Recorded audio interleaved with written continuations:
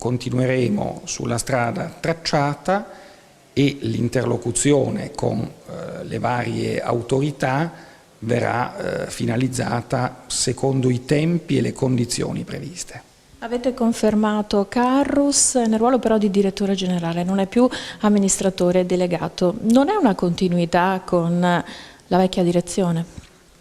La continuità gestoria era indispensabile, proprio a garanzia e tutela del processo in atto.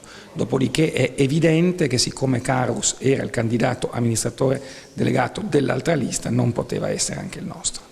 Come avverrà la ricapitalizzazione? Perché dovrete chiedere altri soldi a tanti soci che sono delusi, amareggiati, arrabbiati, per usare un eufemismo.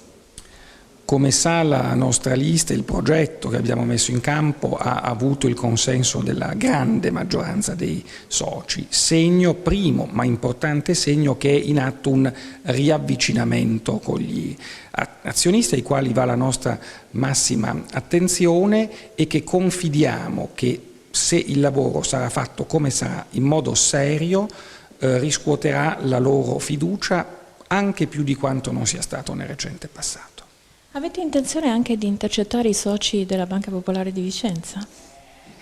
Questa è una domanda alla quale non mi sento di dare una risposta che sarebbe superficiale. La nostra banca sta sul mercato, quindi è chiaro che speriamo di ispirare fiducia a tutti senza distinzioni.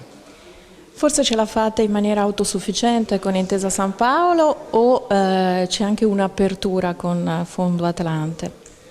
Come ho più volte detto, il supporto di Banca IMI è prezioso, è indispensabile. Il Fondo Atlante è una copertura, è un paracadute, sarà il mercato a dire se l'utilizzo di questo fondo risulterà indispensabile oppure no. Quindi la quotazione in borsa è cosa fatta secondo lei? Io sono molto fiducioso anche rispetto alla necessaria percentuale di flottante. Io credo che una banca nel 2016 debba guardare oltre, senza dimenticare però quella che è un po' sempre stata la sua forza, e cioè il sostegno dei territori di riferimento e delle imprese che ne fanno parte.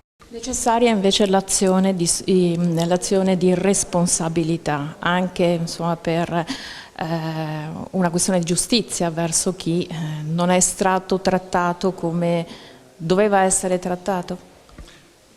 C'è un tema etico che lei giustamente pone e c'è un principio che è anche giuridico ed è quello del chi sbaglia paga.